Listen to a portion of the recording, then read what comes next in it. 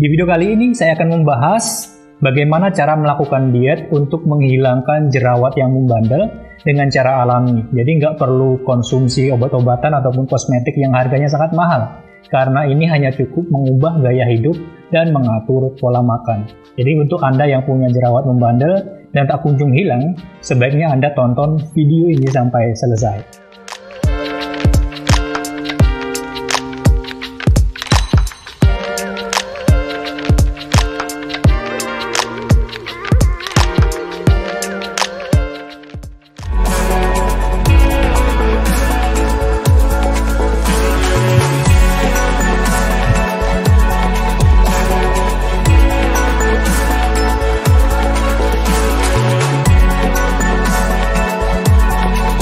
Fat Activator, pengganti sarapan untuk bakar kelebihan lemak badan.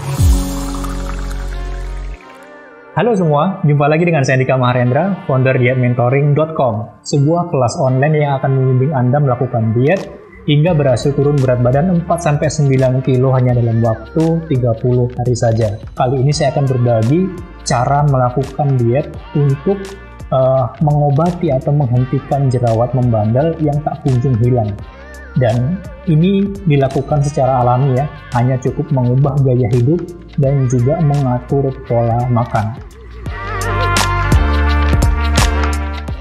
Langsung aja kita mulai. Pertama, sebelum kita ngomongin bagaimana cara menghilangkan jerawat, perlu kita ketahui terlebih dahulu sebenarnya jerawat itu disebabkan oleh apa sih? Nah, secara garis besar, jerawat itu sebenarnya disebabkan oleh dua hal saja. Yang pertama karena faktor eksternal atau faktor dari luar, dan yang kedua adalah faktor internal atau faktor yang terjadi dari dalam tubuh. Nah, faktor eksternalnya adalah misalnya karena polusi gitu ya, atau karena kosmetik yang nggak cocok. Nah, kalau kita udah ngerti penyebab eksternalnya seperti itu, berarti solusinya gampang. Solusinya adalah satu, sering cuci muka kalau habis bepergian, atau ganti kosmetiknya atau stop kosmetik yang membuat Anda berjerawat. Sesimpel itu. Tapi sayangnya penyebab yang eksternal ini hanya dialami oleh sebagian kecil orang ya. Paling hanya sekitar 10%. Yang paling banyak atau sekitar 80% orang yang berjerawat itu disebabkan karena faktor internal atau faktor dari dalam. Apa aja sih faktor internal atau faktor dari dalam yang menyebabkan jerawat? Faktor pertama itu adalah faktor hormonal atau masalah hormon. Yang kedua adalah karena adanya disbiosis mikrobiom. Kita bahas satu persatu ya. Ketika kita berkonsultasi ke dokter, biasanya akan dikasih tahu nih, oh ini penyebabnya adalah masalah hormon ya, atau masalah hormonal. Tapi nggak dikasih tahu lebih lanjut hormon apa. Masalah hormon ini terjadi karena apa gitu ya. Sebenarnya yang terjadi adalah karena faktor hormon yang disebut sebagai hormon insulin, atau terjadi karena hormon insulin itu terlalu tinggi di dalam tubuh kita.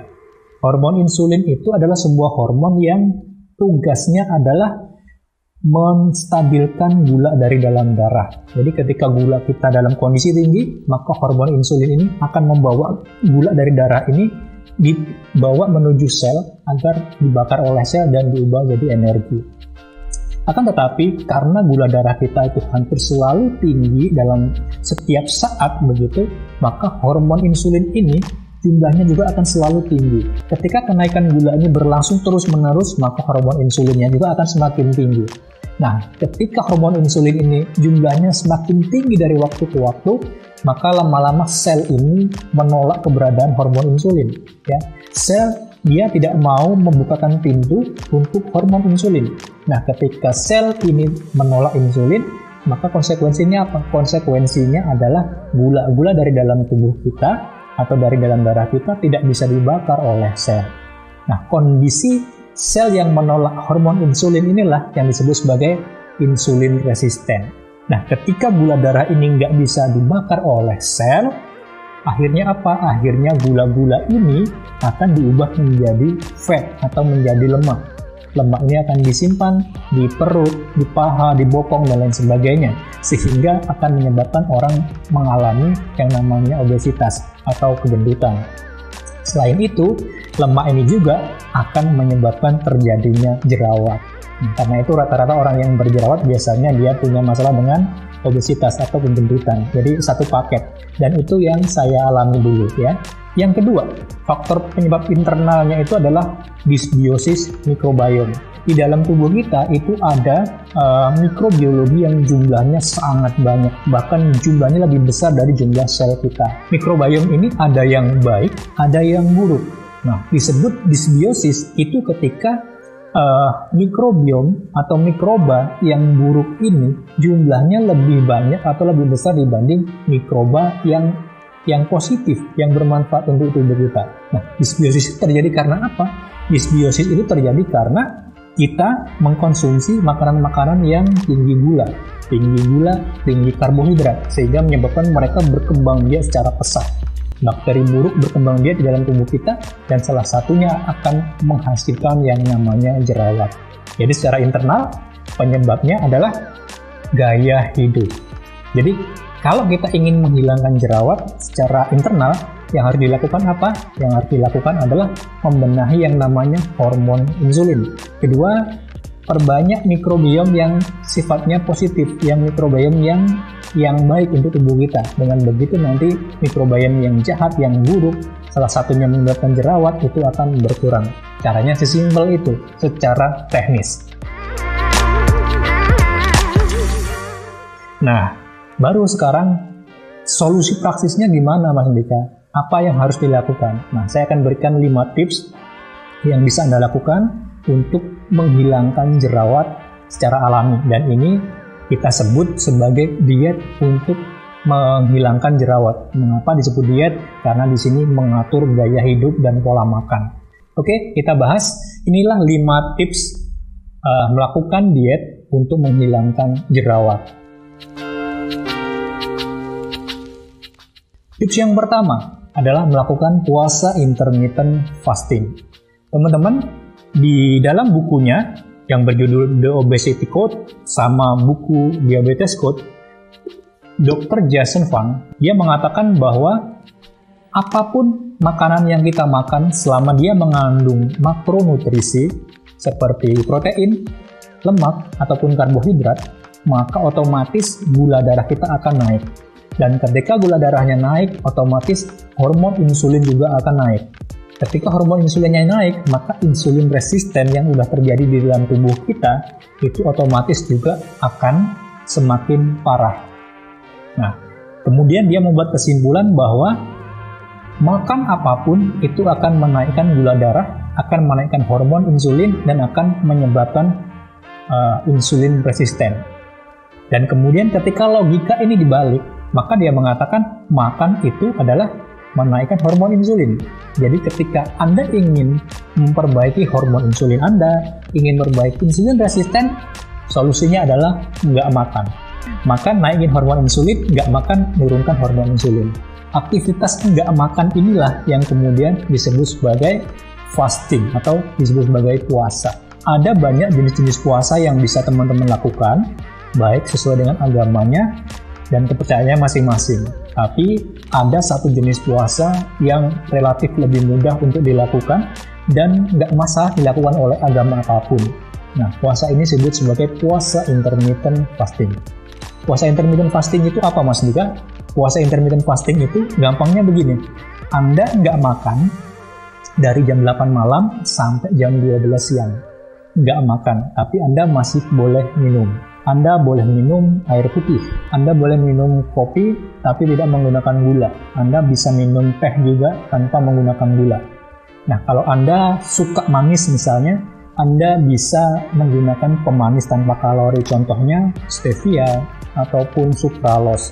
Dan kalau misal Anda suka dengan kopi yang rasanya creamy begitu ya, Anda bisa mengganti susu atau mengganti creamer itu dengan MCT powder. Kalau saya mengkonsumsi seperti ini ya, fat activator, MCT powder. Fat activator ini adalah lemak baik yang terbuat dari kelapa ya. Dia mengandung lemak rantai yang lebih pendek sehingga selain menyebabkan kopi atau minuman kita jadi creamy dan enak, dia juga bisa menghasilkan energi secara instan. Jadi teman-teman nggak akan lemes, nggak akan loyo meskipun belum sarapan. Jadi cocok dikonsumsi waktu intermittent fasting. Selain itu, lemak rantai medium yang ada di dalam fat activator ini, dia bisa mempercepat tubuh kita mengenali lemak sebagai sumber energi. Sehingga tubuh kita nggak lemes dan tubuh kita bisa mengolah lemak badan kita menjadi energi. Jadi lemak-lemak yang ada di dalam perut, lemak-lemak yang ada di bokong, lemak yang di wajah yang menyebabkan jerawat ini nanti bisa diubah jadi energi. Dengan begitu, maka lemak-lemak di dalam tubuh kita itu juga akan berkurang secara otomatis. Nah, selain itu, puasa intermittent fasting ini sangat efektif untuk menurunkan gula darah, sangat efektif untuk menurunkan insulin, dan sangat efektif untuk memperbaiki insulin resisten. Jadi penyebab internal jerawat kita akan sangat teratasi dengan puasa intermittent fasting ini. Tips yang kedua, mengkonsumsi makanan-makanan yang kaya probiotik. Ingat tadi ya, salah satu penyebabnya adalah karena mikroba yang buruk jumlahnya lebih banyak dan mikroba yang baik itu jumlahnya sangat sedikit. Karena itu kita memerlukan mikroba-mikroba yang baik dari makanan kita. Ya, contohnya adalah makanan-makanan fermentasi seperti kefir, seperti yogurt, seperti sauerkraut, seperti kimchi, cuka apel, dan lain sebagainya. Jam 12 siang sampai jam 8 malam Anda bisa mengkonsumsi makanan probiotik seperti itu. Sekarang tips yang ketiga, yaitu adalah mengatur pola makan. Ya. Pada saat kita tidak melakukan puasa intermittent fasting, kan kita pasti makan. Nah, di jam makan inilah pola makannya itu harus dijaga. Ini tadi apa? Yang menyebabkan hormon insulin tinggi dan menyebabkan mikrobiom yang negatif itu melesat adalah makanan yang tinggi gula. Nah, jadi teman-teman, pada saat makan di jam makan, sebaiknya menghindari makanan-makanan yang tinggi gula. Dari semua jenis gula. Gula merah, gula pasir, gula putih, gula batu, dan lain sebagainya. Kalau suka manis atau kepengen manis, bisa menggunakan stevia ataupun sucralose. Dan sayangnya teman-teman, nggak semua gula itu rasanya manis. Karena apa? Karena nasi, semua jenis nasi putih, nasi merah, nasi hitam, semua jenis tepung-tepungan yang mengandung pati, seperti tepung jagung, tepung singkong, tepung terigu, itu juga mengandung karbohidrat. Jadi selain gula, Anda juga harus mengurangi makanan-makanan yang tinggi karbohidrat. Atau kalau bisa dikurangi secara perlahan-lahan sampai Anda nanti terbiasa nggak makan nasi, nggak makan terigu, nggak makan roti-rotian, dan lain sebagainya. Sebagai gantinya, makanlah makanan-makanan yang tinggi protein. Contohnya apa? Contohnya adalah daging, ikan, ayam, telur, dan lain sebagainya, dengan sedikit sayuran hijau seperti daun-daunan, daun bayam, daun kangkung, dan lain sebagainya. Sekarang yang keempat, tipsnya adalah tidur tepat waktu dan kemudian manage emosional Anda. Yang menyebabkan gula darah itu naik itu nggak hanya dari makanan, tapi ada juga yang dari dalam tubuh, ya. Gula yang diproduksi tubuh sendiri itu disebut sebagai endogenous glucose atau gula yang diproduksi oleh liver kita lewat proses gluconeogenesis.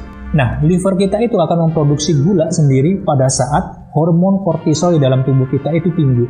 Apa yang menyebabkan hormon kortisol bisa naik drastis? Jawabannya adalah begadang dan kemudian stres. Jadi, kalau kepingin masalah jerawatnya membaik, tidur malam yang cukup. Sekitar 8 jam sehari per malam ya. Jadi kalau misalnya Anda malamnya begadang baru tidur jam 4 pagi terus kemudian dibalas dengan tidur 8 jam di siang hari, itu tidak menjadi solusi. Karena apa? Tidur yang baik itu tidur di malam hari begitu, bukan tidur siang hari.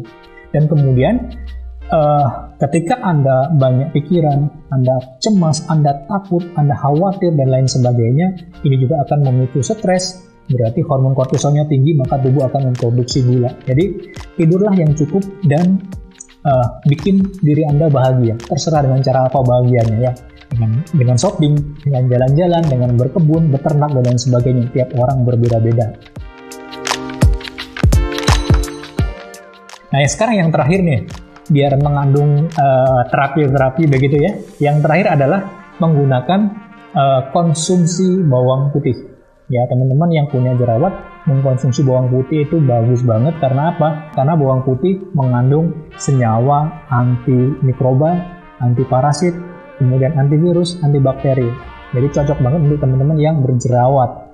Tergantung jumlah jerawatnya. Kalau jerawatnya cuma sedikit, teman-teman bisa langsung bawang putih dikeprek, langsung dioles-oleskan di bagian yang berjerawat. Tapi kalau jerawatnya full satu wajah, maka bisa dibuat menjadi pasta. Jadi di blender dulu, terus kemudian digunakan sebagai masker di wajah Anda. Diamkan sekitar 10-15 menit, baru setelah itu dibasuh dengan air dingin.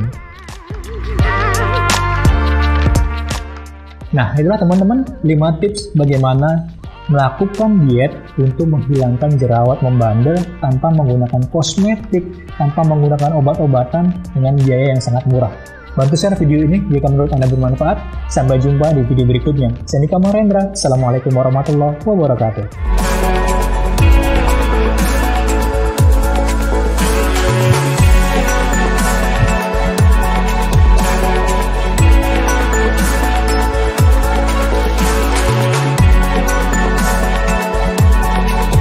Fat Activator, pengganti sarapan untuk bakar kelebihan lemak badan.